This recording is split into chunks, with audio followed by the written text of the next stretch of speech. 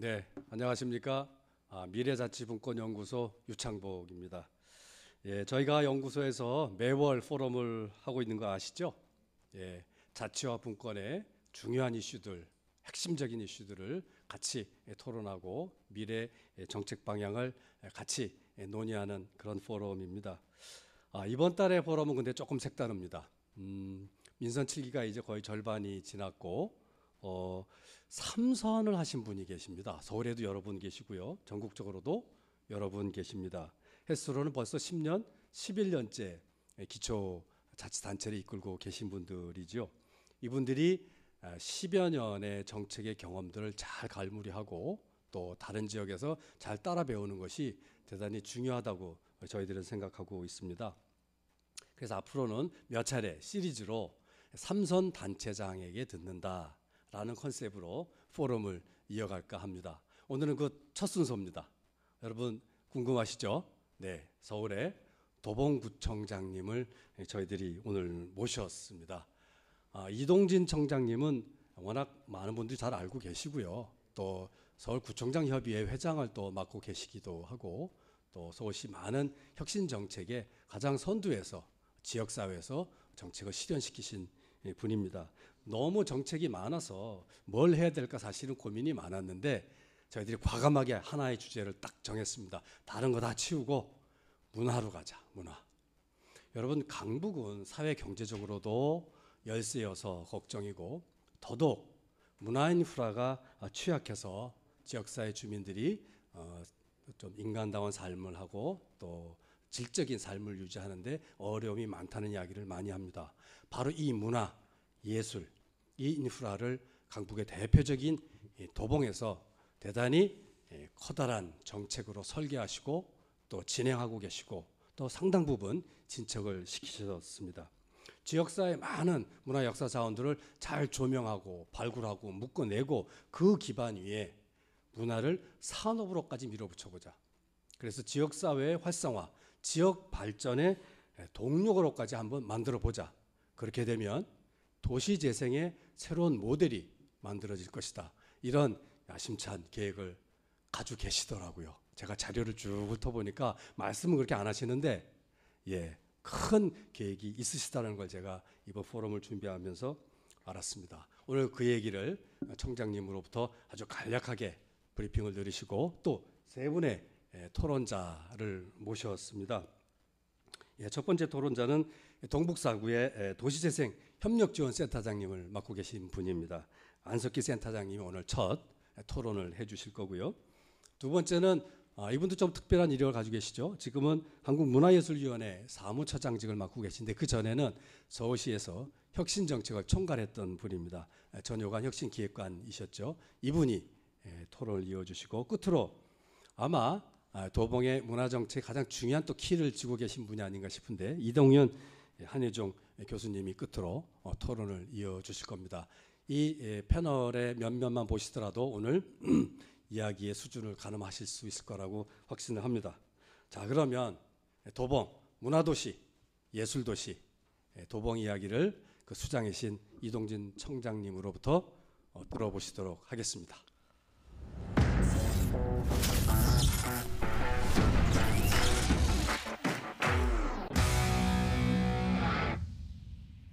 네, 도봉구청장 이동진입니다. 근데 소개가 너무 거창해가지고요. 조금 말씀드리기가 좀 두렵습니다. 그리고 오늘 토론자로 나오신 분들이 또 어마어마한 분이어서 제가 어떻게 얘기를 해야 될지 겁이 좀 납니다. 아무튼 있는 그대로 한번 얘기를 좀 해볼까 합니다. 사실 서울, 특히 이제 서울의 한 자치구에서 문화를 얘기한다라는 게 어떻게 보면 어울리지 않는 부분도 있습니다. 왜냐하면 서울이라고 하는 게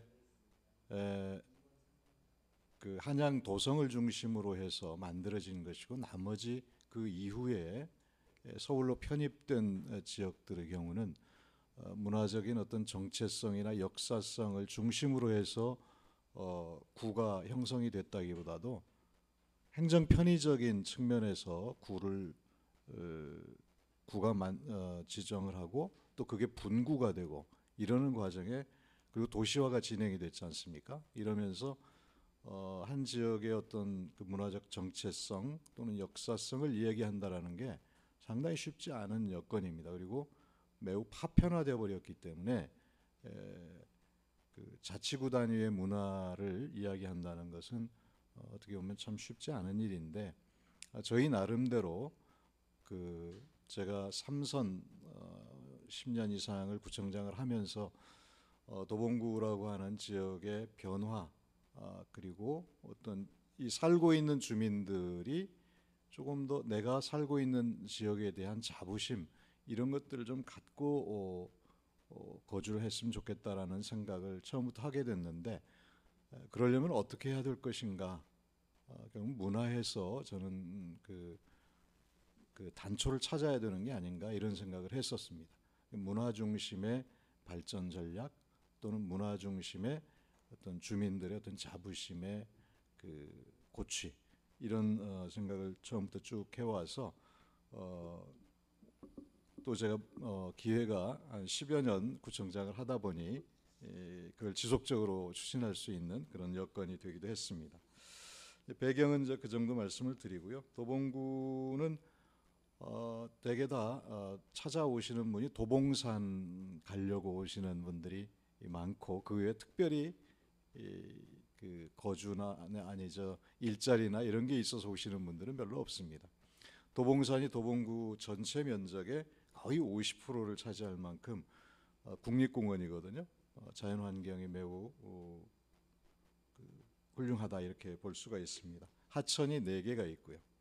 서울 전체가 그렇습니다만 인구는 고령화되어 가고 있고, 저출산 영향으로 해서 그 아동들의 숫자는 비율은 점점 줄어들고 있습니다. 또 1인 가구의 비중도 상당히 높아가고 있습니다. 이것은 서울 전체의 특징이라고 이렇게 볼 수가 있겠는데요. 도봉구에 사시는 분들이 대체로 자부심 같은 게 없었고, 또 변화 가능성에 대한 확신, 희망, 이런 게 별로 없었습니다. 그런 자부심을 끌어내기 위해서 지역 내에서 역사적으로 의미 있게 살다 간 분들에 대한 발자취를 찾아보는 것, 여기서부터 시작을 했었는데요. 첫 번째, 김수영 문학관 말씀을 드리겠습니다. 김수영 시인은 우리 다 아시다시피 현대시의 아버지라고 불리우는 분이고요. 도봉구하고의 인연은 지금도 도봉산 중턱에 보면 김수영 시인의 시비, 묘비이자 시비가 지금 있고요. 부모님 그 원래 어머님이 도봉동에서 양계장을 하셨습니다. 거기서 시작 활동도 김수영 시인 하셨고요. 그런 인연으로 해서 저희가 김수영 문학관을 건립을 하게 됐는데, 서울시 최초의 문학관이기도 합니다. 처음에는 도봉구에 무슨 문학관이냐, 이런 이야기들이 있었습니다만, 문학관이 만들어지고 문학관 내에서 다양한 여러 가지 그 행사들이 이루어지면서 주민들이 우리 동네의 품격이 높아졌다라고 하는 이야기를 듣고 저는 사실 매우 흐뭇하게 생각을 했습니다. 김수영 시인은 우리 다 아시다시피 경계인이기도 합니다. 그 전쟁의 와중에 그 의용군으로 북한 인민군에 끌려가서 하다가 또 포로 수용소에 수용이 되기도 하죠. 나와서는 또 남쪽 경찰에 의해서 부역을 했다는 의미로 또 구속이 되는 그런 경계인의 삶을 살았는데, 자유시인 내지는 4.19 시인이라고 얘기도 일컬어질 만큼 역사에 대한 치열한 문제의식을 갖고 살았던 분이기도 합니다. 청소년 문학상을 제정을 해서 경향신문과 함께 그런 김수영 시인의 시정신을 청소년들이 이어받을 수 있도록 하는 사업도 지금 하고 있습니다. 다음에 함석헌 기념관인데, 함석헌 선생은 우리가 다 아시다시피 독립운동을 하셨던 분이고 남하하셔가지고는 민주화운동, 평화운동을 해왔던 분이죠. 쌍문동에서 거주하시다가 작고를 하셨는데 생가는 아닙니다만 그 자택을 저희 구에서 매입을 해서 기념관으로 현재 운영을 하고 있습니다. 많은 청소년들, 지역 주민들 또 외부에서 찾아오셔서 CR 사상, 함석헌 선생이 말씀하셨던 이런 것들을 여기서 익힐 수 있는 매우 중요한 교육 장소이기도 합니다. 다음으로 간송 전영필 선생의 고택인데요. 사실 간송 선생의 고택이 도봉구에 있다는 사실을 전혀 알지를 못했습니다. 등산로 입구에 그냥 그 뭐랄까요, 허름한 천막으로 비가 새기 때문에 지붕을 덮어놓은 그런 곳이었는데, 제가 등산을 하다가 기품 있는 한옥인데 이렇게 방치되어 있는 걸 보면서 사연을 알아봤더니 놀랍게도 간송 전영필 선생의 고택이었습니다. 뒤에는 그 산소도 있었고요.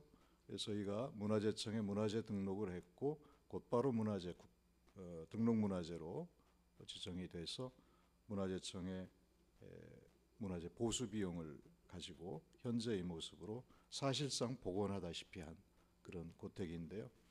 민족 문화의 수호자로서 간송 선생의 그런 역사적 의미를 또 되살릴 수 있었다는 점에서 매우 의미 있다고 생각합니다. 다음으로 둘리 뮤지엄인데요. 둘리는 다 아시다시피 이 김수정 작가가 만든 만화입니다. 아기 공룡 둘리. 쌍문동을 만화적 배경으로 삼고 있는데요. 이 둘리 역시도 매우 훌륭한 문화자산이다라는 생각을 갖고 둘리 뮤지엄을 만들어서 운영하고 있는데, 요즘엔 코로나19 때문에 개관을 못하고 있는 안타까운 상황이긴 합니다만, 이것도 매우 훌륭한 문화자산으로서 우리 도봉구로서는 지금 그 발전시키려고 하고 있고, 그 주변 거리를 둘리 테마거리로 이렇게 조성을 해놨는데, 쌍문역을 둘리 테마역으로 이렇게 해서 서울시 협조를 받아서 또 문화적인 그런 면들을 엿볼 수 있도록 그렇게 했습니다. 이거는 다시 말씀드리지만 지역의 고유한 문화 자산을 발굴해서 지역 주민들에게 어떤 자부심을 갖게 하는 그런 요소로서 그동안 작용을 해왔다는 말씀을 드리고요. 그 외에 공간의 변화, 그리고 변화된 공간에 문화를 입히는 일들을 몇 가지 해왔는데요. 첫 번째가 방학천의 그 유흥거리가 있었는데요. 흔히 맥주 양주 집이라고 하죠. 31개의 이 맥주 양주집이 즐비해 있었습니다. 이것을 한 2년에 걸쳐서 불법으로 운영되고 있는 것들을 단속하고, 또 거기에 있는 업주들에 대해서는 전업과 또 직업알선 이런 것들을 통해서 2년에 걸쳐서 전부 다 폐업을 할 수 있도록 했습니다. 그리고 그 공간을 저희가 이제 그 임대인 건물주하고 협의를 해서 저희에게 임대를 하겠다는 분들에 대해서는 저희가 임차를 해서 청년 문화인들을 입주를 시켰습니다. 이렇게 해서 지금 현재에 이르게 됐는데요.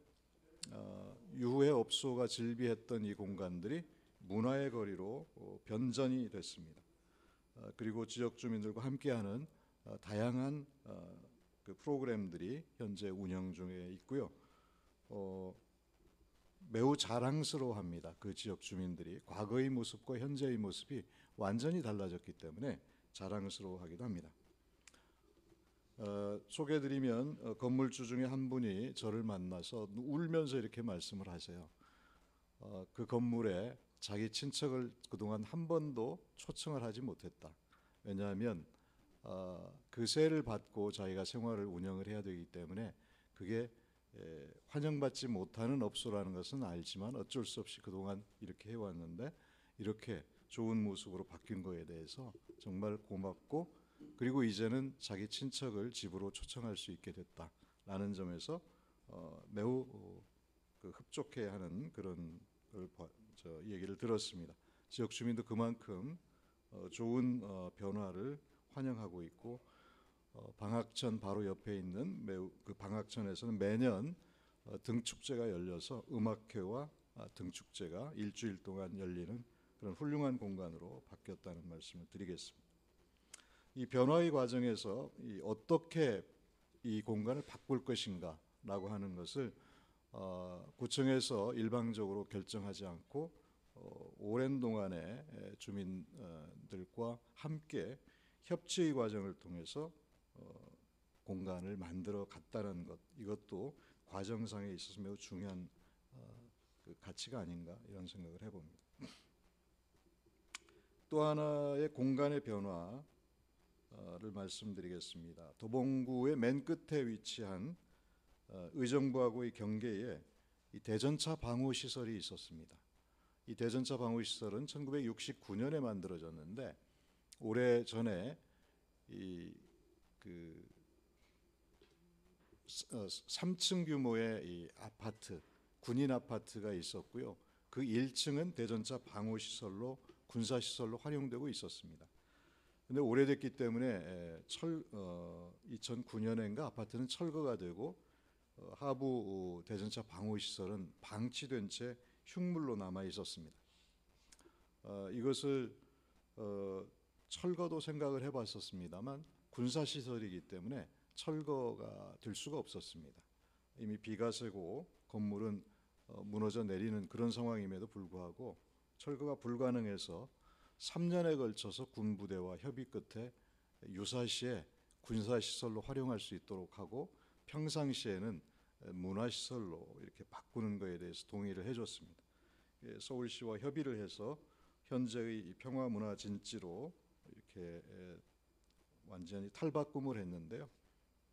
이거 역시도 시민사회와 끊임없는 토론 그리고 전문 공간 변화, 공간 혁신과 관련된 전문가들하고 수없는 현장 방문 이런 걸 통해서 어떤 변화를 이끌어낼 것인가를 고민을 해왔고 그 결과 현재와 같은 평화문화진지라고 하는 이름으로 새로운 탄생을 하게 됐습니다.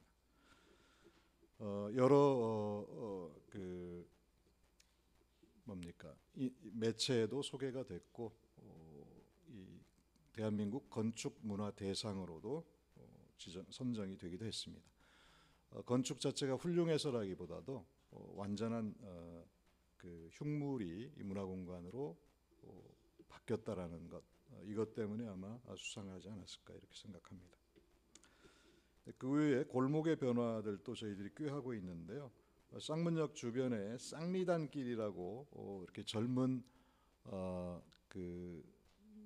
청년들이 작은 가게들을 임대해서 새로운 분위기의 골목 문화가 형성이 되고 있는데 저희들이 이분들하고 작년부터 어떻게 당신들의 변화를 우리가 도와드릴까라는 걸 가지고 많은 토론을 지금 진행하고 있는 중이고요. 이 젊은 그 청년들과 이 골목 축제를 작년에 처음으로 했는데 그 주변의 일반 상인들, 주민들도 매우 흡족해하는 그런 축제를 저희들이 치러낸 적이 있습니다. 이분들이 주체가 돼서 변화를 이끌어내고 저희들이 지원하는 이런 방식으로 변화를 지금 꾀하고 있는데요. 과거에 경리단길이라는 게 있었고 가로수길도 있었고 뭐 여러 가지 유명한 골목들이 있었습니다. 길들이 있었는데 다 아시다시피 젠트리피케이션으로 인해서 밀려나는 이런 현상들이 벌어지고 있는데 여기서는 처음부터 그러한 것들을 예방할 수 있도록 하는 그런 사전적인 준비나 이런 것도 같이 해나가고 있다는 말씀을 드립니다.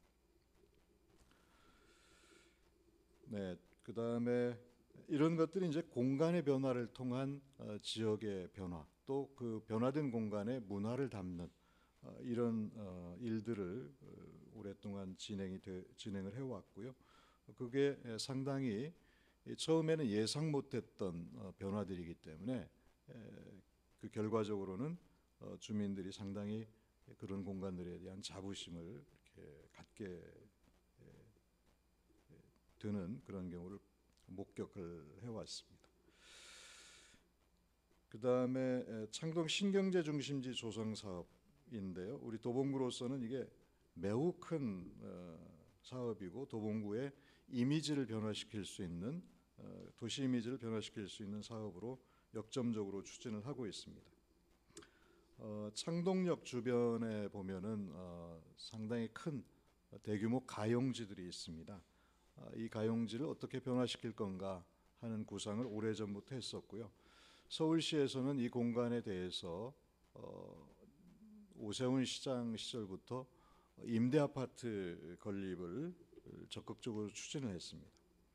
물론 임대아파트, 공공임대아파트의 필요성이 있습니다만 이 지역의 가장 핵심적인 지역이기 때문에 지역의 변화를 꾀할 수 있는 어떤 다른 그 거점으로서 역할을 할 수 있는 기능을 도입하는 것이 맞다라고 해서 저희 스스로가 어떤 것을 도입을 하는 게 좋을지에 대한 제안을 하게 됐고, 그게 첫 번째가 서울 아레나라고 하는 대중음악 전문 공연장이었습니다. 박원순 시장께 그런 제안을 드렸고, 서울시에서는 박원순 시장께서 이 인프라 하나뿐만 아니라 창동의 건너편인 노원구의 상계동까지를 묶어서 창동 상계 신경제 중심지 조성 사업이라고 하는 큰 틀에서 도시재생이라고 하는 큰 틀에서 지역의 변화를 꾀해보는 것이 어떻겠는가, 이런 보다 큰 제안을 해주셨습니다. 그렇게 해서 저희는 동북4구 발전협의회라고 하는 그 행정협의회를 만들었고, 서울시는 동북권 그 사업단이라고 하는 국단위의 지원 조직을 만들어서 이 사업을 진행시켜 왔습니다. 물론 노원구와 도봉구뿐만 아니라 성북구, 강북구를 포함한 큰 틀에서의 어떤 변화를 지원하는 그런 형식이었습니다만, 오늘은 도봉구를 중심으로 해서 말씀을 드리겠습니다. 문화를 통한 도시재생이라고 하는 게 기본적인 관점이고 핵심적 그 지점입니다. 요즘 뭐 BTS라고 하는 그룹이 세계적인 그 뭡니까 인기를 끌고 있죠. 뭐 그 당시에는 그런 정도는 아니었습니다만, 제가 2012년도에 처음 제안을 하게 됐는데요. K-팝이 세계적으로 그 붐을 일으켜 가고 있는 시점이었습니다만, 대한민국에는 그런 큰 규모의 대중음악 공연장, 큰 규모의 공연장이 없었습니다. 조사를 해보니까 일본은 뭐 그 국내 일본 내 여러 개의 이 아레나 공연장이 있고, 최대는 37,000석 규모의 아레나 공연장도 있었습니다. 20,000석 규모는 여러 개가 있었고요. 중국이나 필리핀까지도 다 이런 대규모 공연장이 있었는데 유독 우리나라에는 이런 규모가 없었습니다. 서울시에서 공연을 한다 그러면 잠실 체조 경기장이나 실내 공연 그런 데서 하게 되는 거죠. 그래서 전문 공연장을 제안을 하게 됐고, 현재 이르게 됐는데 민간 투자 사업으로 진행이 되는데요. 규모는 2만석 규모가 됩니다. 그 투자 규모는 3,900억 정도의 예산이 들어가는 걸로 이렇게 지금 예상하고 있습니다.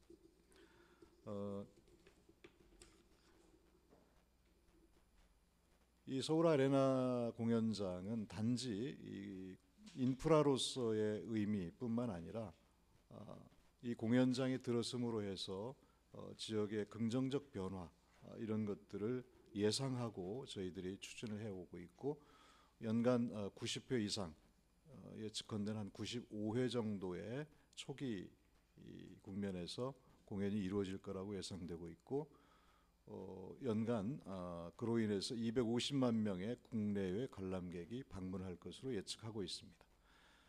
그동안에 그 잠실 체조 경기장에서의 공연만 해도 대개 한 3분의 1 정도가 외국인 관람객으로 이렇게 채워졌는데요.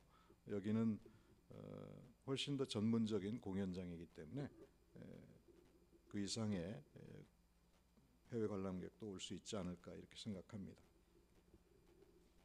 도봉구의 이미지가 그거 자체로 해서 변화되리라고 생각하고요.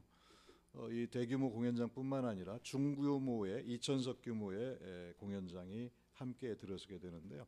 세종문화회관이 약 3,000석 규모의 공연장입니다. 그러니까 2,000석 규모도 결코 적은 공연장은 아닌 것이죠.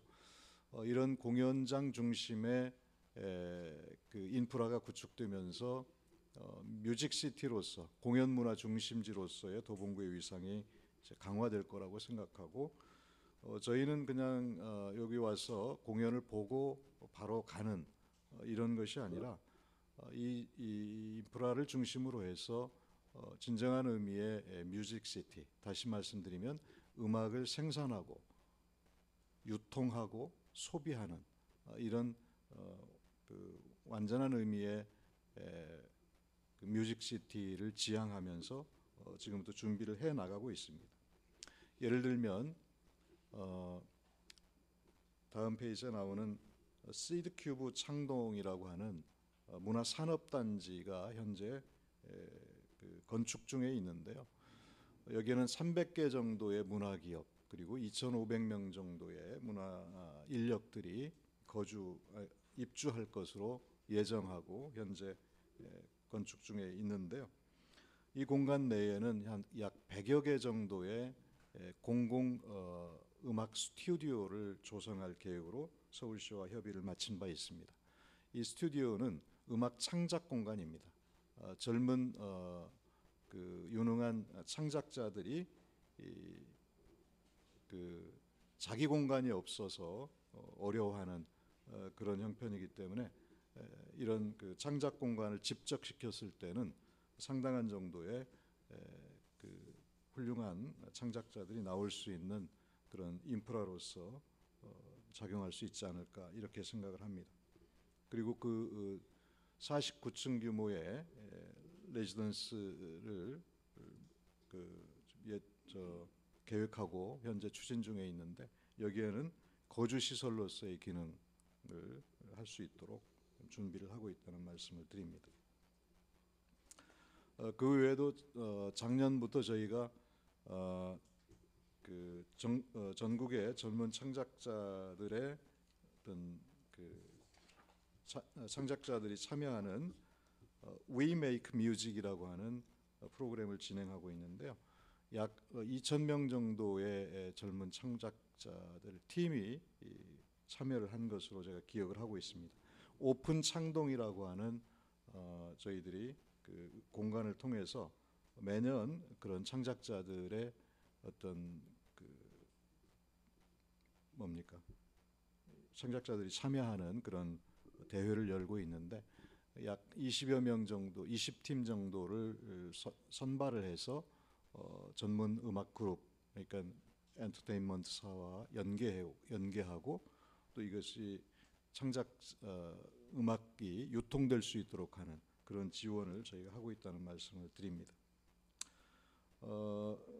그 창동역 주변에 있는 작은 공간을 활용해서 저희 문화 공간을 활용해서 내년부터는 비트박스 배틀, 그러니까 이 비트박서라고 그러죠. 이분들이 세계적으로 가장 우수한 청년들이 우리나라에 존재하는데 이분들이 창작하고 또 활동할 수 있는 공간들이 매우 부족한 게 현실입니다. 그래서 저희가 비트박스의 그 창작 활동 연습할 수 있는 공간을 저희가 내년부터 제공하려고 생각하고 있고 세계 대회 내지는 아시아 대회를 창동에서 개최할 계획을 지금 준비 중에 있다는 말씀을 드립니다.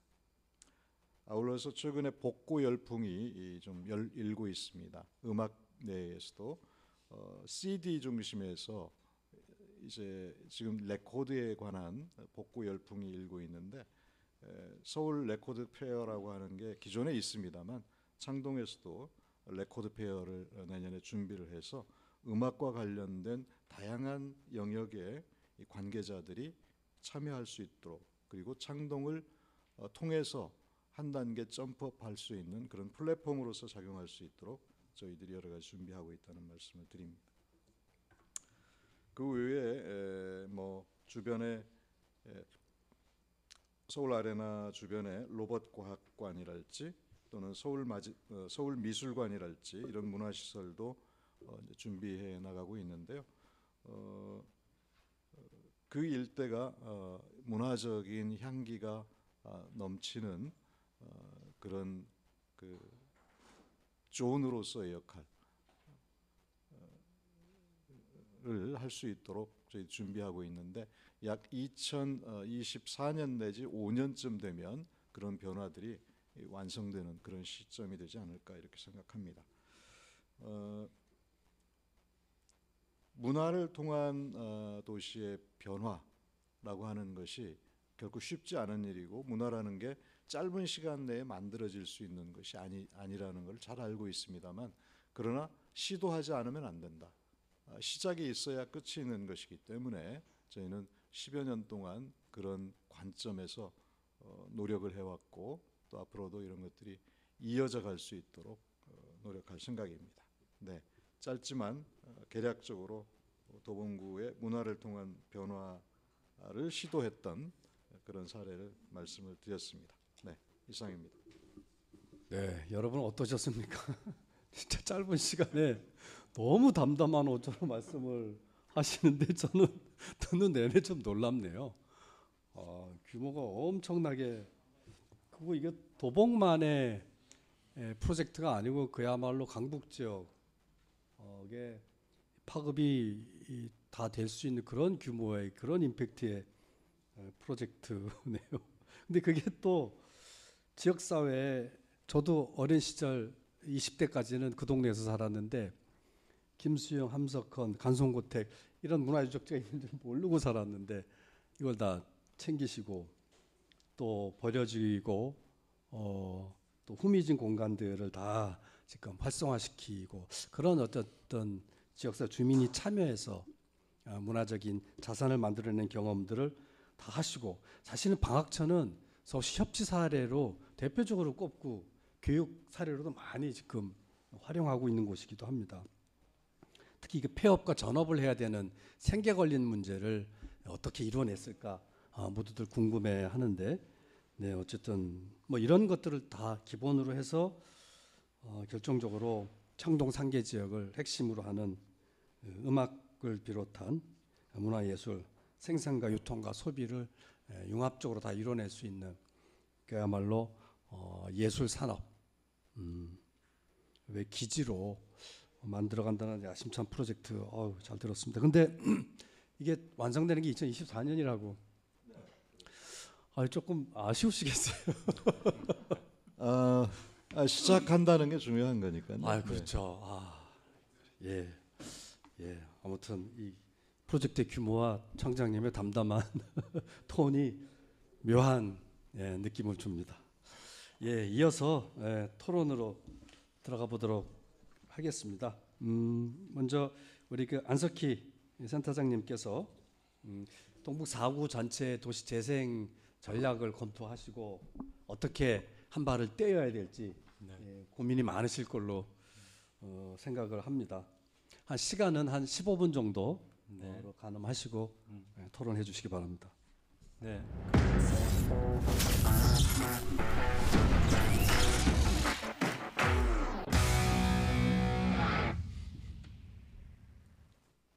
네, 안녕하세요.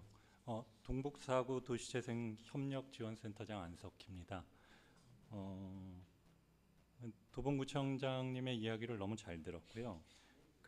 계속 하여튼 이런 혁신적인 변화들을 10여 년간 이렇게 끌고 갔다라는 점에서 굉장히 멋진 어떤 활동들, 그런 것들을 좀 보여주셨다라고 생각을 하고, 저는 이제 그러한 방향과는 약간 좀 결이 다른 이야기를 한번 좀 해볼까 합니다. 이제 저기에는 이제 제목이 도봉문화 헌장 뭐 이렇게 돼 있는데 굉장히 좀 무거운 뭐 헌장이라는 말이 있긴 한데요. 그 뭐 의제라고 얘기를 해도 되고 아니면 뭐 협약 그리고 뭐 선언 뭐 이런 말로 저는 바꿔도 아무 문제가 없다 이렇게 좀 생각을 합니다. 그러니까 지금 구청장님께서 얘기한 것 중에 이제 가장 큰 단어가 그 구민들의 어떤 자부심 그런 것들을 이제 계속 높이고 그렇게 해서 지역에 애정을 가지게끔 이렇게 만들어가는 어떤 정책들을 해왔다면 그러한 자부심이 언어화되는 과정 그런 것들이 좀 필요하지 않을까? 저는 이제 그렇게 좀 생각을 하면서 이야기를 좀 풀어갈까 합니다. 일단 뭐 지난 10년간 지금 하여튼 그 너무나 많은 인프라와 공간 그리고 뭐 자원 이런 것들이 이제 도봉구에 이렇게 새롭게 굉장히 많이 생겼는데 과연 이러한 것들이 그 구민들에게 주민들에게는 어떻게 다가갔을까? 그리고 이러한 인프라를 통해서 과연 주민 주체들은 더 성장하고 새롭게 발굴되어서 이 구라고 도봉구라고 하는 이 활동 주체로 이제 등장했는가? 이제 이런 지점들이 저는 이제 등장했다라고 보고 저 개인도 그런 어떤 혜택을 많이 입었습니다만 이런 것들을 좀 확인할 필요가 있지 않은가? 지금 시점에서는 좀 그런 것들이 확인되는 것이 좀 필요하다. 그러면 이렇게 새롭게 등장한 인프라와 더불어서 등장한 주체들이 서로 어떻게 연결될 것인가? 만남을 가지고 네트워크를 쌓고 그리고 이런 연결 과정에서 기존의 도봉구에 계셨던 분들뿐만 아니라 어떤 의미에서 이제 도봉 바깥에 있던 분들이 여기를 이제 활동 공간으로 삼아 가지고 시작을 했는데 과연 이 기존에 있던 주민들과 새로 오신 그러니까 뉴커머들은 어떤 식으로 이제 관계를 맺어왔고 또 앞으로 맺어갈 것인가 이런 것들이 이제 저는 굉장히 중요한 지점이 아닌가 인프라와 더불어서 이런 만남이 잘 이루어지면 이루어질수록 이렇게 새롭게 만들어지는 인프라들이 확산되기가 훨씬 더 쉽고 그럴 거라고 이제 좀 생각을 합니다. 저는 이런 것이 이제 어떤 의미에서 양적 성장과 더불어가는 이제 질적 성장이라고 보고 이러한 질적 성장들을 좀 이끌어 가려면 이런 계속적인 어떤 이 자원들을 만들어가는 것뿐만이 아니라 이러한 자원들을 도대체 어떤 식으로 이 연결할 것인가를 좀 서로 합의할 수 있는 그런 좀 중장기적인 지침, 지침이라는 말보다 뭐 방향이나 가치까지도 좀 생각해 볼 수 있는데 그런 것들 그리고 이 개별적인 어떤 공간들을 운영하는 어떤 원칙들뿐만이 아니라 전체적인 인프라들을 좀 관통하는 어떤 종류의 종합적인 원칙이 좀 필요하지 않겠는가? 그걸 저는 이제 도봉문화 헌장이라는 말로 이제 이야기를 하고 있습니다만 뭐 어떤 언어라도 저는 상관없겠다 이렇게 생각을 합니다. 이런 헌장이 이제 그냥 생기는 건 아니고 이제 많은 사람들이 모여서 이야기를 하고 또 이것이 훨씬 더 우리에게는 중요한 가치다. 예를 들어서 지금 이제 코로나 시대고 또 한편으로 이제 기후 변화 시대인데 도대체 우리한테 무엇이 이제 제일 중요할까? 이런 얘기들을 이제 하면서 원칙들이 좀 나오지 않을까? 그러려면은 이제 좀 어떤 의미에서는 행정이 가지고 있는 이런 힘, 어떻게 보면 추진력, 돌파력 이런 것들과 또 민간이 가지고 있는 어떤 또 협력하는 힘, 서로를 엮어내는 힘, 그리고 학계에서 가지고 있는 그러한 방향들을 조금 더 선명하게 보여줄 수 있는 힘, 이런 것들이 서로 협력적으로 거버넌스가 이루어지는 것이 이제 향후의 방향을 잡아나가는 데 있어서 어찌됐건 지금 3선을 하셨기 때문에 아까도 말씀해 주셨듯이 이제 끝을 보지 못할 굉장히 좀 아쉬운 마음이실 텐데 이런 부분들까지 좀 만들어 놓는다면 저는 굉장히 이후에 뭔가를 추진하는 데 있어서 어떤 방향이 나오지 않을까 이렇게 생각을 합니다. 그래서 제가 좀 생각을 주르륵 해봤던 것은 어찌됐건 이제 단계가 좀 필요할 것 같습니다. 그냥 뭐 선언이나 이런 것들을 갑자기 하자 그러면 뭐 다들 뭐 어떻게 해야 돼 이렇게 이제 생각하실 것 같아서 제가 생각하는 걸 좀 간단하게 정리를 해봤는데요. 맨 먼저로는 준비를 좀 해야 되겠다. 그러니까 일단은 이 공동위원회라는 걸 만들게 되면 어떤 운영 원리로 돌아가야 되는가. 그러니까 그러니까 굉장히 많은 사례들이 있다라고 생각을 합니다. 그러니까 민관학이 모여가지고 머리를 맞대는데 어떨 때는 굉장히 민간이 주도하면서 방향을 못 잡는 때도 있어요. 또 반대로 관이 주도를 하면 선명하지만 성과라는 지점에서 굉장히 쫓기는 경우가 있죠. 또 학이 주도를 하게 되면 어떤 의미에서 실제적인 문제와 약간 좀 곁가지로 빠지는 뭐 이런 어떤 여러 가지의 각각의 문제들이 있는데 그런 부분들을 넘어서서 이 3자가 같이 만나가지고 어떤 운영 원리를 가지고 회의 체계를 돌리면 좀 더 선명하고 그러면서 폭넓은 결과를 만들 수 있을까? 거기에 대해서 이제 논의들을 좀 하고 확정하는 기간이 좀 필요하다라고 생각합니다.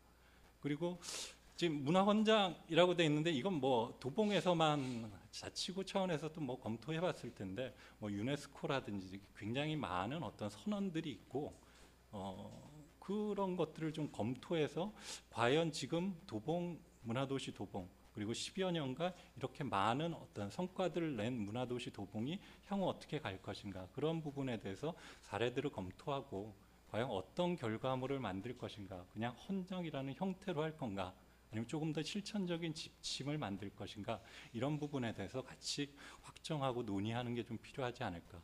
그리고 마지막으로 지금 도봉에서 벌어지고 있는 지금 구청장님이 말씀하신 것만 들어도 이제 거의 뭐 한 30분 가량이 되는데 그 활동 외에도 사실 시민 차원에서 민간 영역에서 또 벌어지고 있는 일들도 있고 지역 사회라는 게 이제 굉장히 다양한 레이어들이 있기 때문에 예를 들어서 예술 창작자들의 레이어, 그 다음에 교육자들의 레이어, 그 다음 또 이렇게 이 중간 지원 조직이나 시민 사회의 레이어들이 굉장히 다른데 각각이 중시하는 어떤 이슈들이 다를 것이다.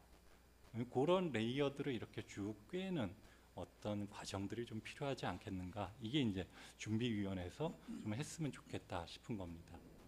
이 이제 운영 원리들이 이제 좀 잡히게 되면 뭐 지금 언택트 시대니까 온오프로 이렇게 모여가지고 그러면 이제 이 운영 원리에 따라서 우리는 어떤 결과들을 낼 것인가 같이 논의하고 사례를 검토하고 어떤 결과물 형태가 지금 도봉 주민들이 방향을 잡을 때 가장 큰 지침이 되겠는가 이런 얘기들을 한 뒤에 이슈들을 검토를 해야 되겠죠. 하나씩. 그러면서 아마 지금 이동진 구청장님이 생각하고 있는 여러 가지 어떤 성과들이나 결과물에 대해서도 같이 정말 이렇게 좀 배어들게끔 하는 그런 과정들이 좀 있을 것 같습니다. 그러한 결과물들이 생산되고 취합되면서 아마 이 좀 구체적인 모습들로 이렇게 나타나지 않을까라고 생각합니다. 이렇게 만들어진 것이 그냥 끝나버리면 안 되니까 이걸 어떤 식으로 선포라고 했지만 사실은 뭐 무슨 선포식 이런 걸 하는 게 아니라 이걸 만들어가는 과정에서 이미 많은 사람들은 아 이렇게 도봉 문화에 대해서 전체적인 방향성들이 잡혀가는구나 이렇게 알게 될 것이고 저 선포는 어떤 의미에서는 조금 형식적일 수도 있지만 굉장히 실질적으로 이걸 만들었던 사람들이 아 정말 수고했어 우리 이렇게 방향을 잡았구나 이 경험에 대해서 서로 격려하고 서로 알려나가는 어떤 그런 과정이 좀 되리라고 생각을 합니다. 그리고 당연히 이 논의 과정에서 이제 배제는 아니겠지만 하여튼 참여하지 못했던 분들 이런 분들이 뭔가 의견을 덧댈 수도 있고 뭐 비판을 할 수도 있겠죠. 그럼 그런 것들을 잘 받아서 차후에는 어떻게 하겠다라고 결론들을 내고 그러면서 이제 같이 했던 사람들은 안녕 이렇게 헤어지고 차후에 이제 어떻게 이걸 지속 가능성이 있게 할 것인가 이런 부분 그리고 이건 계속 존속되어야 할 것인가 아닌가 뭐 이런 것에 대해서 같이 이야기하는 정도가 전체 이제 과정이 아닐까라고 생각을 합니다. 뭐 결과물하고 기대 효과는 뭐 그러합니다. 뭐 메인 헌장이 있고 그다음 각각의 레이어에 따라서 각자 중요하게 생각하는 어떤 지점들에 대한 선언들이 있을 거고요. 뭐 공동위원회를 제가 생각할 때는 지금 임기 남은 시간 한 1년 8개월 정도 주르륵 쓰다 보면 아마 굉장히 좋은 어떤 백서들 그러니까 지금 민관학이 거버넌스, 협력적 거버넌스를 만들기 위해서 굉장히 다양하게 노력하고 있는데 그 중에 이제 좋은 사례 중에 하나가 뭐 아까 말씀하셨던 이제 동북 사구가 그러니까 개별 자치구를 넘어서 도봉, 강북, 노원 그리고 성북 이렇게 4개구가 같이 모여가지고 이제 창동, 상계, 신경제 지구를 만들었듯이 그런 어떤 과정들이 도봉구 내에서도 다른 어떤 구들의 어떤 따뜻한 관심들을 통해서 좀 과정들이 정리되지 않을까. 그것이 저는 협력 매뉴얼이라는 형태로 좀 드러날 거라고 봅니다. 그러다 보면 이제 물론 너무 이제 긍정적으로 생각하는 것일 수도 있겠지만 지금 저 과정이 이제 보셨으면 아시겠지만 다들 산 넘고 물 건너는 과정이라는 건 다들 이제 짐작을 하실 거라고 생각하고 그 대신 이런 과정을 거치면서 원칙을 잘 지키고 가면 이 협력의 경험들이 남은 네트워크가 생기고 그 네트워크는 지금 현재 추진하고 있는 인프라와 결합할 때 그러니까 굉장히 공허한 주민들 입장에서 공허한 인프라가 들어오는 것이 아니라 저것이 나와 어떻게 연관되고 내 삶을 구체적으로 풍요롭게 하고 자부심을 넘어서 실제로 내 삶에 어떤 도움이 되는 그쪽으로도 넘어가게 되지 않을까 이런 생각을 좀 해보겠습니다. 네, 마치겠습니다. 재밌는 제안을 주셨습니다. 청장님이 여기에 대해서 어떤 의견을 가지고 계실지 무척 궁금한데요. 아까 말씀 뭐 쭉 발표를 하셨지만 이 프로젝트가 진행되기 위해서 어마어마한 계획과 기획을 하셨을 거고 또 이게 현실화되기 위해서는 제도도 정비하고 또 기획 설계를 다 하고 가장 중요한 자원을 다 조달하는 역할까지 다 하신 거고 또 이미 착공을 한 겁니다. 이미 시작을 하셨습니다. 근데 문제는 청장님 이제 임기가 끝나고 준공이 되고 이제 운영이 될 텐데 바로 이 프로젝트가 주민들의 삶의 질을 높이는 주민들이 체감하는 이런 결과를 낳아야 되는데 그러려면 우리 안 센터장님이 얘기하시네요.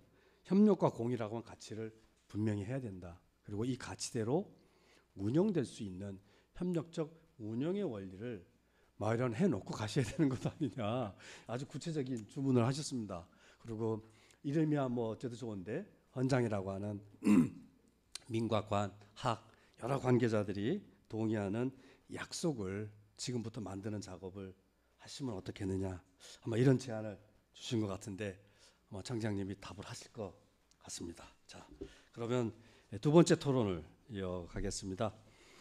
이분 아까 소개한 대로 원래 문화 정책이 전공이셨던 걸로 알고 있는데 지난 서울시에서는 혁신기획관, 혁신을 총괄하는 공무원 일을 하셨고 지금은 다시 본업으로 가신 것 같아요. 한국문화예술위원회 사무처장을 하고 계셔서 서울의 혁신 속에서의 도봉, 또 문화도시로서의 도봉, 아마 이 얘기를 종합적으로 잘 담아서 좋은 얘기를 해주실 것 같습니다. 우리 전효관 사무처장님의 발표를 들어보도록 하겠습니다.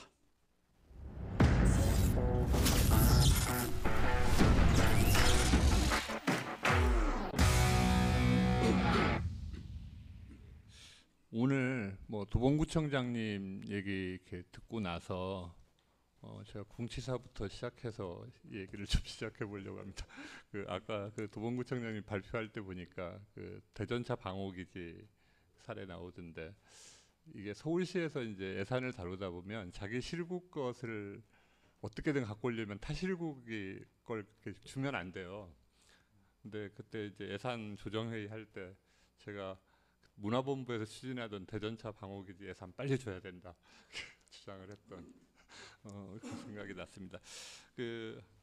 사실은 오늘 제가 얘기 드릴 건 이제 서울 같은데 이제 혁신지자체 운동 같은 것들이 이렇게 많이 있었는데 그 중에서 사실은 이제 문화 쪽 혁신, 문화 혁신 이게 상대적으로 잘 부각이 되지 않는 부분들이 있어서 이 혁신지자체의 특징부터 좀 생각해서 도봉구가 했던 일을 이런 좀 큰 맥락에서 놓아보면 굉장히 어떤 의미와 과제가 있는지 한번 알 수 있겠다. 그래서 뭐 그런 요지로 발제를 하도록 하겠습니다.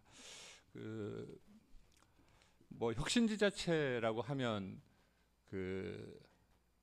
이제 뭐 서울에서 보면 뭐 동북사구라든지 뭐 광진구라든지 뭐 이런 혁신지자체라고 이름을 할 수 있는 지자체들이 있죠.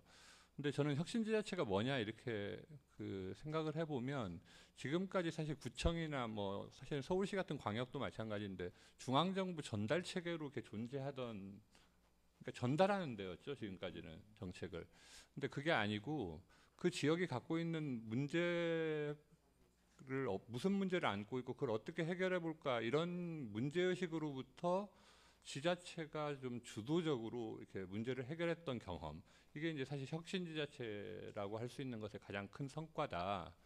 이제 그렇게 하려다 보니까 대부분 혁신 지자체에서 나타나는 공통적인 특징 중에 하나는 뭐냐면 우리가 보통 보면 뭐 이런 말이 좀 조심스럽긴 한데 관변 뭐 이런 게 있었죠. 이게 사실은 그래서 이제 관변이랑 행정조직이랑 이렇게 협력하거나 뭐 이렇게 하면서 이제 사실은 자치단체 행정 같은 것들이 이루어졌는데 이게 이제 혁신지자체를 하는 그 자치단체에서는 뭐 마을 공동체 주민들이라든지 뭐 사회적 경제를 하는 뭐 이렇게 단체라든지 뭐 말하자면 새로운 뭐 청년들이라든지 이런 사람들을 그 어떤 시정이나 구정에 이렇게 참여하도록 이렇게 제도화하면서 이 사실은 지자체 행정을 다루는 사람들을 되게 다변화시켰던 것이 굉장히 중요한 요소였다 이렇게 이제 생각을 할 수 있습니다.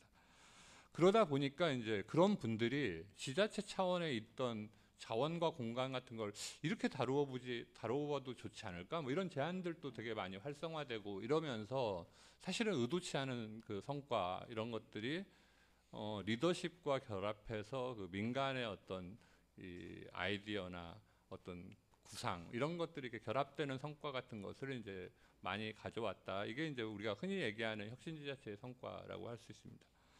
근데 이제 그럼에도 불구하고 이제 그러면 이제 혁신지자체라고 했던 데들이 뭐 요즘 조금 지지부진한 느낌이 든다 뭐 이런 얘기들을 주변에서 해요. 뭐 좀 떠나 있어서 잘 모르겠는데 이게 이제 아마 이제 사례 같은 걸 굉장히 많이 만들어 오고 뭐 이렇게 이제 해왔는데 그다음에 많은 주체들이 또 참여하기도 했고 그랬는데 사실 이제 우리가 이제 뭐 이것을 담는 게 이제 행정이라는 틀을 통해서 담는 건데 행정 혁신이나 전달 체계 혁신 같은 게 조금 미흡하다 보니까 이게 이제 좀 안정적인 시스템에 미달하는 게 나타나고 그러다 보니까 아우 진짜 피곤하다 막 이제 이런 반응들이 이제 굉장히 많이 나타나는 것들이 있다 뭐 이제 이런 걸 짚어볼 수 있고 사실은 이 문제는 뭐 오늘 주최하는 연구소가 자치분권 연구소기도 한데 이 권한이라는 게 한쪽에 몰려 있잖아요 실제로 뭐 이게 우리가 이제 일상에서 생각하는 것보다 훨씬 더 의사결정 단위는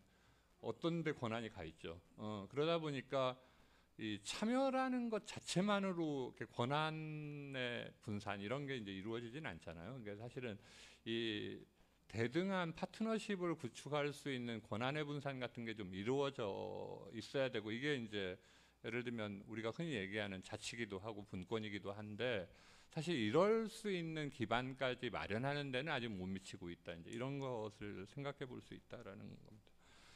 그리고 사실은 서울에서 이제 혁신지자체 특히 지역에서 혁신지자체 하는 데서도 이런 얘기들은 굉장히 많이 하는데 사실은 이제 인적 인프라가 그렇게 많지는 않다 이런 일들을 할 수 있는 그러다 보니까 이제 막 요즘에 이제 지역에 가보면 문화도시 사업 같은 게 많아지기도 하고 뭐 재생 사업이 많아지기도 하니까 막 저 사람 어디가 있지? 그럼 거기가 있고 뭐 이런 일들이 이제 계속 벌어지는 그러다 보니까 이제 안정적인 인적 인프라가 없다 보니까 이제 사실은 그게 그 행정이 뭐 말하자면 뭐 행정에서 그런 얘기 많이 하는데 뭐 분할해서 통치한다 뭐 이런 건데 계속 있지 않으면 사실은 뭐 그렇게 되는 거잖아요. 그래서 이제 그런 한계들 속에 우리가 놓여 있다 이제 이런 걸 생각해 볼 수 있다는 거죠. 제가 이제 오늘 드릴 얘기는 여기다 자세히 적진 않았는데 도봉구에서 하시는 일들은 저는 구청장님이 아주 자세하게 설명을 해주셨던 것 같아요. 흥미로웠던 건 그 지역 자원이나 지역의 인물들 같은 걸 재발견하기도 했고, 뭐 버려져 있던 그 대전차 방호기지를 바꾸기도 했고, 또 유흥업소를 이렇게 예술인들의 공간으로 바꾸기도 하고, 좀 그거에 거대한 플랜을 만들기도 하시고, 뭐 이런 일들을 하는데. 제가 사실 서울시에 있을 때 이제 혁신기획관을 할 때 가장 많이 들었던 얘기가 과거에 알던 분들이 서울시는 다른 혁신은 되게 잘하는 것 같은데 문화혁신은 잘 이렇게 보이는 게 없다. 뭐 이런 얘기를 이렇게 되게 많이 했어요.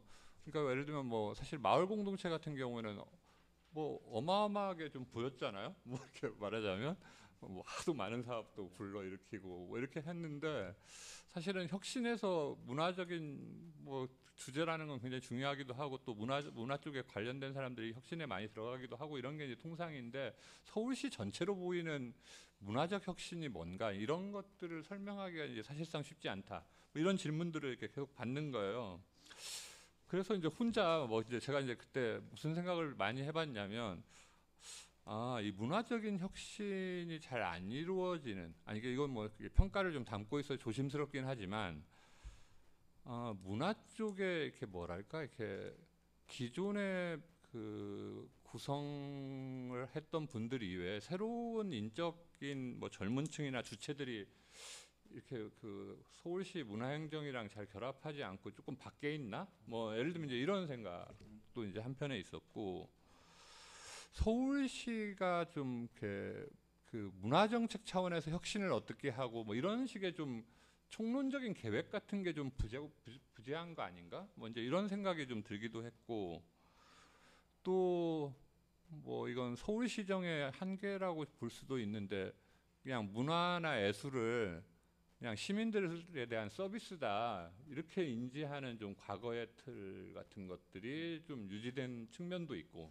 뭐 말하자면 사실 다른 영역에서는 보면 굉장히 주체고 뭐 거기서 만들면은 막 사업에 반영시켜 주기도 하고 뭐 이런 일들을 굉장히 많이 했거든요. 뭐 참여예산 포함해서 뭐 청년 같은 경우에도 뭐 내면 막 얼마의 예산은 띄어서 뭐 이렇게 주고 뭐 이런 굉장히 혁신적인 실험을 했는데 사실 문화 쪽에는 그런 게 별로 잘 보이지 않았고 그것들을 추동할 수 있는 아까 뭐 동북사구 거버넌스 뭐 이런 얘기 하셨는데 아마 그 행정적인 협의체하고 서울시에서 그 사업을 추진하기 위한 행정기구로서의 추진단하고 또 그 지역에 살고 있는 시민사회하고 저는 사실은 공유된 문제의식 같은 걸 가진 적이 있나? 뭐 이런 생각도 좀 있어요. 그러니까 이제 말하자면 주체 취약성이라든지 뭐 총괄적인 계획의 부재라든지 문화를 인식하는 태도라든지 거버넌스 차원에서 서울시 전체로 보면 문화적인 혁신이 굉장히 이렇게 좀 낮은 수준에 있다. 이제 이렇게 이제 평가할 수 있는데 저는 이런 차원에서 보면 도봉구 사례는 좀 재조명해 볼 필요가 있다고 생각해요. 사실은 재조명되지 않은 게 사실인 것 같아요. 그러니까 예를 들면 저는 이런 건데 구청장님 뵐 때마다 이렇게 꼭 서울시 구청장님들의 맏형 같은 이미지가 계세요. 진짜로 이렇게 때가 보면 맏형 같은 이미지가 계신데 사실은 이때 이제 제가 이렇게 보면 아까 이제 말씀하셨는데 도봉구에 사는 사람들의 자부심을 어떻게 할 거냐. 그다음에 그 사람들이 스스로 활동할 수 있는 공간이라는 조건은 어떻게 만들 거냐. 사실 저는 이런 걸 고민하셨던 것 자체가 굉장히 중요한 문화적 혁신의 뭐랄까요, 이렇게 기반 같은 것에 주목하셨다 이제 이런 생각이 좀 들어요. 그래서 이제 말하자면 그런 작은 변화들을 이렇게 만들어 오시다가 이제 그런 것의 결과물로서 아주 뭐 아까 제가 창동 계획 같은 걸 보면 너무 커서 제가 이렇게 잘 이해는 안 되지만 말하자면 이제 큰 담대한 계획 같은 것을 이렇게 만들어 오셨다. 그런 점에서 사실은 이 뭐랄까 도봉구가 해왔던 이 주민들에게 자부심을 그러니까 변방 이미지 같은 게 있잖아요. 저는 도봉구 이렇게 생각하면 버스 차고지가 많다 이런 뭐 이런 느낌이에요. 그런데 이제 그런 것들을 이렇게 단점을 장점으로 이렇게 할 수 있는 이런 조건들 같은 것을 좀 만드신데 문화라는 것을 테마로 해서 접근했던 것은 굉장히 이렇게 높게 평가되어야 되는 지점이 있다. 이제 서울시 차원에서 볼 때도 그리고 최근에 제가 생각하다가 앞으로는 사실 인적 인프라 문제 같은 것들이 되게 이제 도봉구에 어떻게 할 거냐 그런데 인적 인프라를 집적시킬 수 있는 계획이라든지 뭐 이런 계획들을 굉장히 많이 만들고 계셔서 굉장히 좋은데다가 더더군다나 최근에 이제 보니까 코로나 이후에는 도봉구가 잘 되지 않을까 뭐 이런 생각도 좀 들어요. 요즘에 그 외국에도 보면 옛날에는 도심에다 밀집해서 살기로 이렇게 살았잖아요. 그러다가 요즘에 이제 코로나 그래서 이제 앞으로 도심으로 계속 집적될 거다 이게 이제 사실은 세계적인 경제학자들이 다 그렇게 예측을 했던 거죠 지금까지. 근데 이제 갑자기 코로나가 이렇게 생기고 나니까 도심이 아니고 이렇게 자연 환경이 좋은 데 가서 살아야 되나? 이제 이렇게 이제 사람들이 됐다. 그러면 사실 이제 정주적인 조건이나 사람들의 인적 인프라의 기반 같은 것을 만들 수 있는 뭐 타이밍 같은 것들이 좀 이렇게 잘 맞아 들어가고 있다. 이제 그런 차원에서 이렇게 보면 사실은 이 도봉구가 해왔던 일들을 좀 현 시점에서 다시 좀 평가해보고, 아까 이제 저는 거버넌스 얘기 안석희 센터장님 말씀하신 것 중에서 되게 감동스러웠던 게 이런 거예요. 사실은 제가 아까 이 도봉구의 동북사하고 협의체 이런 데를 보면 이렇게 뭐가 이렇게 좀 불일치한다 이런 느낌이 있었는데, 사실은 우리가 이제 어디로 가려고 하는 건지, 목표는 뭐고, 누구랑 갈 건지, 뭐 이런 것들을 좀 확인해내는 과정 같은 것들이 사실은 이걸 끌어갈 수 있는 지속성 같은 것을 담보한다라고 할 때, 이 거버넌스의 재편이라든지, 그다음에 인적인 그 사람들이 좀 모여들 수 있는 조건이라든지 이런 것들을 이제 도봉구가 이제 고민을 하시고 담대한 계획이 있고 이러면 이제 사실은 아주 문화적인 혁신을 위한 하나의 이제 서울시의 대표 사례, 대표 구정 뭐 이런 걸로 이렇게 자리매김할 수 있겠다 뭐 이런 생각이 듭니다. 그래서 앞으로 사실은 이런 일들이 아까 삼선이어서 뭐 그러신데 이걸 어떻게든 이제 좀 지속시킬 수 있는 힘을 뭐 민간에서든 뭐 행정 차원에서든 이런 걸 좀 만들어서 잘 유지 관리하면 도봉구가 어떤 점에서는 서울시에서도 조금 부재했던 문화혁신의 좋은 사례 같은 걸 만드는 계기가 되지 않을까 뭐 이런 정도 제가 발제를 하겠습니다. 근데 좀 걱정이 좀 있기는 있네요, 그죠? 어쨌든 한 10여 년 동안 혁신 정책으로 뭐 청년들, 지역 주민들, 뭐 사회적 경제 새로운 정책 영역을 통해서 시민들의 참여가 활발해지고 다원화되고 그러면서 지방자치단체들도 기존의 방식과는 좀 다른 시민과 협력하는 약간 유연하고 자율적인 정책의 경험들을 많이 또 쌓아왔는데 아직은 조금 부족한 느낌. 더 결정적으로는 권한과 예산, 재정이 상당히 취약해서 뭘 해보고 싶어도 진짜 그림의 떡인 경우가 너무 많아서 진짜로 자치분권이 이 권한과 재정이 풀리지 않으면은 진짜로 옴짝달싹 못하는 현실인데 뭐 이런 여러 가지 어려움이 있습니다만 이런 현실 속에서 특히 서울시만 놓고 보더라도 문화혁신, 문화정책이 뚜렷한 성과를 보지 못한 것 아닌가라는 평가에 비추어 보면 도봉의 사례는 조금 예외적이고 특별한 좀 사례라는 게 저도 지금 계속 들으면서 느껴지거든요. 그래서 안 센터장님이 우리 그렇기 때문에 지속 가능하기 위한 대안들을 찾아야 된다라는 차원에서 제안도 주셨고 오히려 좀 이번 계기에 이게 다 지속적으로 잘 안착이 돼서 서울시의 대표적인 문화 전환의 사례로 갖고 가려면 뭐가 필요한지 하는 지혜와 아이디어들을 오히려 좀 이번 기회에 만들어가고 저희 연구소도 그런 흐름에 좀 노력을 좀 해야 되겠구나 이런 생각 다시 한번 해보게 됩니다. 자, 끝으로 이동현 교수님은 아마 도봉과는 좀 특별한 인연이실 것 같아요. 오히려 이 프로젝트에 가장 깊게 직접적으로 개입해 오신 분이 아닌가 싶어서 이분은 무슨 말씀을 하실까가 무척 궁금해집니다. 이동현 교수님으로부터 마지막 토론을 듣도록 하겠습니다.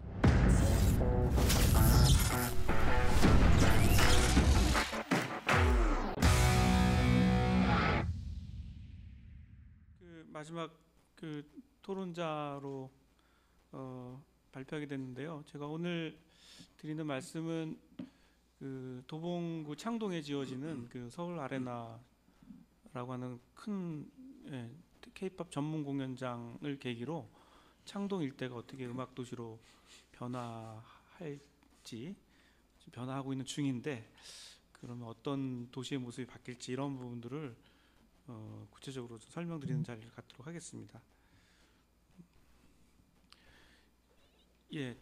사실은 이제 음악 산업은 한국을 대표하죠. BTS가 엄청난 인기를 끌고 있고 세계적인 인기를 끌고 있는 K-팝의 또 가장 중요한 도시가 서울이고 근데 사실은 이제 서울을 음악 도시로 이렇게 설명하기에는 조금 이제 분명치 않습니다. 왜 그러냐면 이제 너무 당연하기 때문이기도 하고, 또 메트로폴리탄 도시가 특정한 문화 도시나 어떤 특정한 장르를 이렇게 명명하는 건 없습니다. 뭐 뉴욕이 뭐 음악 도시 아니라고 해서 예, 뭐 음악이 없는 것도 아니고, 동경이나 이런 큰 도시들 다 마찬가지인데, 그래도 한편으로는 서울 음악 도시라는 걸로 좀 내세울 수밖에 없는 그런 이유 중에 하나는 이제 상당히 많은 음악 산업의 그 인프라들이 서울에 몰려 있고, 또 전 세계의 그 K-팝 팬들이 1년에 많은 수백만 명의 관광객들이 한국의 K-팝 가수들을 보러 옵니다. 그래서 음악 도시로서의 서울의 정체성은 분명한 것 같고, 또 한편으로는 우리가 또 거꾸로 생각해 보면은 서울의 음악에는 뭐 K-팝만 있냐, 보통 그렇게 생각을 합니다, 외국에서는. 근데 실제로 한국에 서울에 와서 이 홍대도 체험하고, 또 남산국악당이나 이런 또 국악과 관련된 인프라도 체험하면서 서울에 이렇게 다양한 음악적 자원이 있는지 몰랐다 얘기하는 사람도 있더라고요. 그런 점에서 이제 서울시가 민선 7기, 박원순 시장 민선 7기 때 글로벌 음악도시 서울 플랜이라고 하는 그 플랜을 발표하고, 구체적으로 서울을 음악 도시로 만들고자 하는 그런 노력을 기울였습니다. 예, 음악 산업과 관련해서 어느 도시가 특정하게 서울이든 어느 도시든 이렇게 음악 산업을 주도하겠다라고 이렇게 나선 도시는 이제 사실은 별로 없습니다. 예, 그런 점에서 서울의 음악 도시의 정체성은 매우 중요하다고 생각합니다. 물론 이제 뭐 일부에서는 부평이나 대구나 통영 이런 데서도 음악 도시를 지향하고 있긴 하지만, 산업적인 차원에서 봤을 때는 이제 좀 부족해 보이고요. 또 뭐 리버풀, 그다음에 뭐 재즈의 고향인 뉴올리언스, 그리고 얼터너티브 락의 고향인 시애틀, 그리고 또 동경의 시부야 사운드라고 보통 얘기하는 동경의 시부야, 이렇게 음악적 자원들이 도시를 통해서 이렇게 유명해지게 되고, 그 이름에 그 도시 이름을 붙여가지고 사운드로 명칭합니다. 맨체스터 사운드 하면은 80년대 일렉트로닉 음악의 성지처럼 또 보이기도 하거든요. 그런 점에서 음악은 도시 발전과 항상 같이 해오고 있다라는 것들을 확인할 수 있고요. 문화와 관련된 콘텐츠와 관련된 것들을 주로 집중적으로 육성하고 있는 도시들을 살펴봤더니, 예, 여기 보시다시피 부산은 영화가 너무 유명하죠. 그리고 부천은 뭐 아시다시피 만화 애니메이션, 그리고 또 판교 이런 데서 이제 IT 미디어 쪽, 게임 쪽이 유명하고요. 또 출판하면 뭐 파주로 떠오릅니다. 그리고 미디어 시티 하면 뭐 상암이 딱 떠오르죠. 근데 음악 도시 어디 있을까? 사실 잠실은 사실은 음악 도시라고 하긴 민망할 정도로 아파트가 많죠. 자, 그런 상황에서 감히 용감하게 홍대를 제치고 창동이 음악 도시를 하겠다고 나섰습니다. 처음부터 이제 서울시가 이 창동의 아레나를 짓겠다라고 딱 선언하고 나서 창동이 드디어 음악 도시 되는 거야, 이렇게 많은 사람들이 기대 반 의문 반 이렇게 했는데, 많은 사람들이 대체로 이제 여기 지금 발표 내용들이 조금 이제 역사가 좀 나옵니다. PT에 좀 나오고요. 많은 사람들이 그런 얘기를 했습니다. 과연 창동에서 음악 도시가 성공할 수 있을까? 거기는 뭐 거기 유명한 가수가 태어난 게 있나? 조사해봤더니 이승기 씨가 있더라고요. 그리고 저기 몇 분이 계세요. 근데 쫙 오래되신 분들, 구력이 좀 오래되신 분들이 있어서 많은 사람들이 뭐 비틀즈 하면 리버풀 딱 떠오르고, 뭐 롤링스톤스도 비틀즈죠. 딱 떠오르는데, 창동에 유명한 가수가 있어 막 보통 이런 얘기도 하고, 창동에 무슨 음악 자원이 있었어 그러더라고요. 그래서 지금 하려고 한다 하니까 너무 이제 정책 가지고 너무 이식하는 거 아니냐, 음악은 그렇게 설득되는 게 아니다, 자생적이어야 된다, 이런 얘기를 비판을 많이 받았습니다. 그래서 플랫폼 창동 60일이 이제 아레나 사업을 위한 마중물 사업으로 2010 벌써 한 5년 6년, 이때 벌써 이제 5년 6년이 넘어섰는데요. 그때 만들 때도 성공하지 못할 거라고 많은 사람들이 대부분 다 좀 부정적으로 생각을 했습니다. 콘테이너 60안개로 만든 이 플랫폼 창동 60일이 창동이라고 하는 그 배드타운 지역의 이미지를 조금 바꿔놨어요.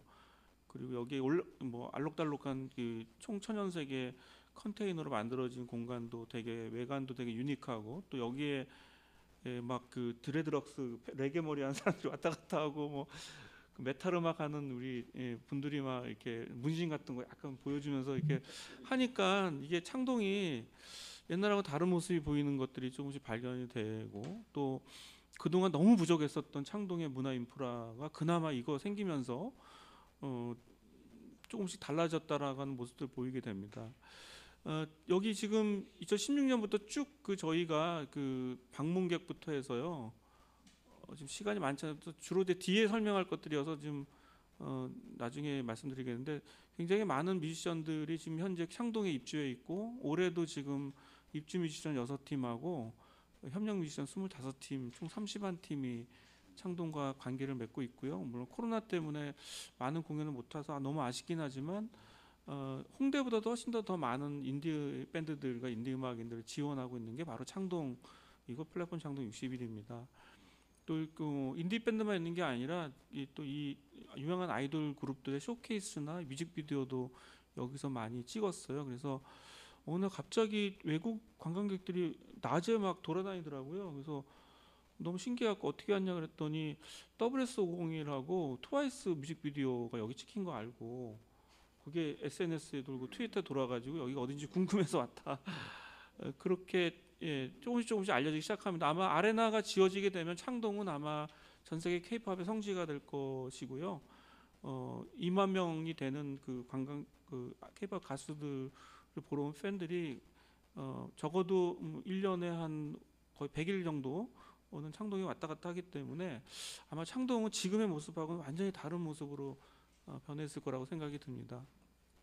문재인 대통령이 이제 그 대선 공약으로 이 창동 아레나를 아예 선언을 하셔서 이제 피맥도 그동안 그렇게 통과를 안 시켜주더니 박근혜 정부 때 바로 통과가 돼서 지금은 이제 피맥 통과되고 이제 우선 협상자로 이제 카카오와 이제 그 9개 컨소시엄 기업들이 지금 열심히 지금 협상을 하고 있습니다. 그래서 내년 1월쯤 되면 협상이 완료가 되고 이제 각종 평가를 통해서 아마 아레나 사업은 늦어도 2022년 말이나 2021년 말이나 2023년 초에는 이제 첫 준공을 할 예정입니다. 뮤직시티 창동은 그 이런 아레나 사업을 기점으로 해서 단순하게 건물 짓는 게 아니라 이 전체 이 창동 일대를 음악이 정말 흘러 넘치는 유니크한 청년들이 차고 넘치는 공간으로 삼아야겠다 싶어서 여러 가지 안을 저희가 지금 만들고 있습니다. 이게 다 지금 글로벌 음악도시 서울 플랜의 세부 사업으로 들어가 있는 내용들이 있는데요. 하나하나씩 설명드리겠습니다. 먼저 서울 아레나 건립입니다. 제일 중요한 거고요. 2만석 규모의 공연장에다가 2,000석 규모의 그 라이브 홀 그리고 또 주변에 또 음악 지원 시설들이 이제 들어가서 뭐 가수들의 전시실이나 또 체험실 이런 것들이 들어가고요. 아마 이게 만들어지게 되면 아마 가장 최신으로 지어지는 아레나이기 때문에 아마 최첨단 시설로 지어질 예정이고요. 아이돌 그룹들만 이제 이 득을 봐서는 안 돼서 그 라이브 가수들을 위한 또 2,000석짜리 라이브 홀도 아마 많이 활용될 거라고 생각합니다. 현재까지는 지금 어떻게 운영할 것인가에 대한 그 논의를 한참 진행 중에 있고 또 이제 적어도 이게 2024년에 지어지게 되면 적어도 2년 전, 3년 전에는 미리 공연 기획들이 다 완료가 돼야 됩니다. 그래서 아마 내년 이제 어느 정도 정리가 되면 개관 기념 공연부터 향후 3년 동안의 공연 기획들이 계획이 될 예정에 있고요. 또 카카오톡이 이제 카카오가 IT 한국을 주도하는 IT 회사이기 때문에 또 IT와 공연이 접목되는 다양한 또 솔루션을 좀 또 준비하고 있습니다. 그래서 지금 아마 서울 아레나가 2024년에 지어지게 되면 주변에 지금 뭐 고양시라든지 뭐 부산, 광주 몇 군데서 지금 비슷한 공간을 또 인천 송도도 마찬가지로 지려고 하는데 빨리 지어야 됩니다. 이게 빨리 안 지면은 선점을 뺏기기 때문에 그래서 지금 저도 지금 여기 MP를 맡고 있으면서 지금 엄청 속도를 내고 있는데 생각만큼 또 이 제도 같은 것들이 또 다 통과가 돼야 돼서 답답하긴 하지만 어쨌든 최선을 다해서 좀 빨리 지금 준비하고 있습니다. 두 번째 플랜은 이 창동 일대에 대중음악 학교가 만들어지게 됩니다. 근데 실용음악은 아니고요. 음악 비즈니스만 담당하는 이제 대학원 과정에 그 뮤직 스쿨이 만들어지는데요. 이 공간은 아마 지금 현재 짓고 있는 창동 환성부지 주차장에 있는 그 45층짜리 창업단지에 들어설 예정이고, 이 부분은 이제 문화체육관광부가 관심을 갖고 있어서 문화체육관광부가 지금 자체 예산으로 연구 용역을 하고 있습니다. 그리고 지금 현재 계획으로는 서울시가 이 공간을 좀 지원하고 문체부가 시설 지원을 해서 대중음악 학교를 만들어서요. 그 K-팝을 포함한 한국의 대중음악 산업을 두세 배 이상 끌어올릴 수 있는 전문가 양성의 어떤 사관학교 같은 역할을 하게 될 겁니다. 그래서 음악 비즈니스, 저작권, 테크놀로지, 미디어 플랫폼, 또 예술 경영, 또 뭐 A&R이라고 해서 또 가수 발굴하는 그런 콘텐츠 개발 등등의 전문가들 육성할 거고요. 대학원 과정으로 돼서 아마 저희가 세 가지 모델을 생각하고 있습니다. 하나는 대학원 대학으로 아예 짓는 방식과 그다음에 실용음악과가 있는 음악대학이 있는 대학에 위탁하는 방식, 그리고 아니면 이제 한국 콘텐츠진흥원이 이 영화진흥위원회가 영화 아카데미 운영하듯이 그 콘텐츠진흥원이 이 한국 뮤직 비즈니스 아카데미를 운영하는 식, 이 세 가지 모델로 지금 연말이면 끝날 거고요. 그래서 당장 아마 다음 내년 후년부터는 이제 시범 사업이 진행될 예정이 있습니다. 그다음에 이제 그 아레나 공간에 기부 체납을 받는 그 공간 자리에 이제 대략 평수로 치면은 한 2,000평 정도 되는 규모, 굉장히 적지 않습니다. 여기 대중음악 명예의 전당이 만들어지고요. 그 한국의 음악의 역사를 이제 한눈에 볼 수 있는 자리가 될 겁니다. 그래서 이제 만약에 아마 처음 시작될 때는 저희 생각으로는 이제 대중음악 명예의 전당에 헌액될 대중음악 가수들 한 10분 정도를 선정을 해서 이 돌아가신 분 포함해서 이제 살아 계시는 분 중에서 좀 연로하신 분들, 예를 들면 이미자 선생님이나 신중현 선생님 같은 분들이 아마 헌액 후보자이신데, 그렇게 해서 명예의 전당에 헌액이 되면 그분들을 위한 아카이브와 전시가 이루어지게 되고, K-팝을 보러 온 우리 전 세계 팬들이 한국 대중음악 역사를 함께 같이 체험할 수 있는 그런 자리가 될 거고요. 한국의 음악의 역사의 깊이에 비해서는 또 그 가수들을 또 기념하는 게 별로 없습니다. 그래서 로큰롤 명예의 전당 같은 그런 명예의 전당을 지금 생각하고 있고, 이 명예의 전당만 있는 게 아니라요. 그 또 K-팝 가수들의 역사를 또 한눈에 볼 수 있는 그런 아카이브 시설도 진행이 되고, 또 음악 연구자들의 또 자료도 여기서 포함이 될 예정이 있습니다. 그다음에 이제 음악 산업 기업 유치인데요. 그 말씀드렸던 그 창동의 그 문화산업 창업 단지 40층인가요? 그 정도 규모로 지어지는 그 부분에 일부 공간을 저희가 이제 서울시가 조금 저렴한 임대료를 이제 제공을 해서 여기에 이제 공연 기획사들이나 음악 출판사들, 그리고 또 음악 관련된 하드웨어 업체들, 그리고 이제 또 중소기업과 관련된 음악 레이블사들이 이제 여기 한 300개 정도 유치가 될 예정이 있습니다. 그래서 내년 정도나 후년 정도쯤에 이제 본격적으로 여기에 이제 그 기업 유치와 관련된 플랜을 지금 짜고 있는 중이고요. 또 대형 연예 기획사들이 또 올 수 있도록 또 좀 논의 중인 걸로도 또 알고 있습니다. 그래서 그건 아직 결정이 안 됐기 때문에 말씀드릴 수는 없지만, 어쨌든 창동의 음악 기업들이 또 많이 들어선 계획이라는 걸 또 말씀드리고 싶고요. 또 한편으로는 뭐 음악 도시라고 하는 건 기본적으로 건물이나 이런 시설이 중요한 게 아니라 공간 자체가 유니크해야 됩니다. 그래서 거리 자체를 음악 도시다운 라이프 스타일의 거리로 좀 명소화시키는 것들을 좀 고민하고 있습니다. 그래서 여기는 주로 길거리에 그 거리에 음악 관련된 펍이나 바들 이런 것들이 좀 들어섰으면 좋겠다는 의견인데, 이게 아직 좀 설계상으로는 반영이 좀 부족해 보이는데요. 구청장님께서 좀 힘 좀 써주셔서 정말 이게 사람들이 공연 보고 나올 때 그냥 전철 타고 가지 말고 음악의 여운을 살 수 있도록 여기 바나 펍에서 좀 음악도 들으면서 좀 이렇게 새벽까지 좀 이렇게 음악에 취할 수 있도록 그 거리가 좀 명소화될 수 있었으면 좋겠고요. 또 한편으로는 거리에서 이제 이렇게 인공지능이나 아니면 센서 기능을 활용해서 음악 영상이나 홀로그램이나 이런 음악 사운드들을 공감각적으로 입체적으로 이렇게 할 수 있도록 하는 그 IT 기술로 구현하는 그런 음악의 거리 같은 것도 아마 생각하고 있는 것 같습니다. 그래서 그런 부분들이 좀 창동을 되게 음악 도시로 되게 유니크하게 만들어질 것 같고요. 이 부분은 아직 결정은 안 됐는데 아마 이제 다음 대선 때 아마 문화 공약 중에 하나로 될 거로 기대하고 있는데 지금 그 대중음악을 전문적으로 진흥하는 위원회가 없습니다. 그래서 한국대중음악진흥위원회, 영화진흥위원회 같은 식의 위원회를 창동에 유치하는 방안을 또 논의할 수 있을 것 같습니다. 그래서 이런 부분들이 다 들어서게 되면 아마 창동이 한국을 대표하는 음악 도시가 될 거고, 사실 거기 창동 지역이 사실 이제 양쪽으로 다 이렇게 베드타운과 그다음에 상업 시설이 되어 있어서 사실은 공간적으로 확장 가능성이 그렇게 많지는 않습니다. 그렇지만 있는 공간만이라도, 그리고 또 농협 파노라마트 정도만 더 이렇게 우리가 추가로 매입할 수 있거나 음악 공간을 만들 수 있으면 아마 그 뭐 공간적 규모로는 그렇게 크진 않지만은 그 공간에서 모든 걸 다 할 수 있는 그런 시설이 되지 않을까 싶고, 그렇게 되면은 아마 지금 창동의 그 약간 조금 이제 칙칙한 모습들이 정말 크리에이티브하게 변할 거라고 생각하고, 그 기간은 타임라인으로 봤을 때 10년, 10년 안에 다 해결될 거다라고 생각하고요.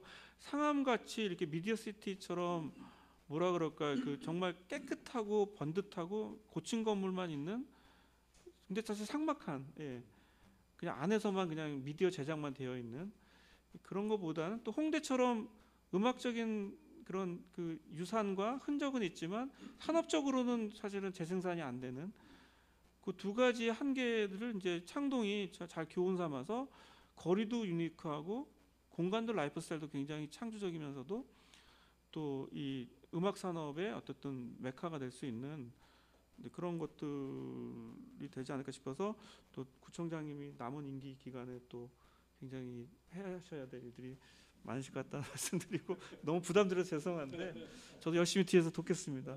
감사합니다.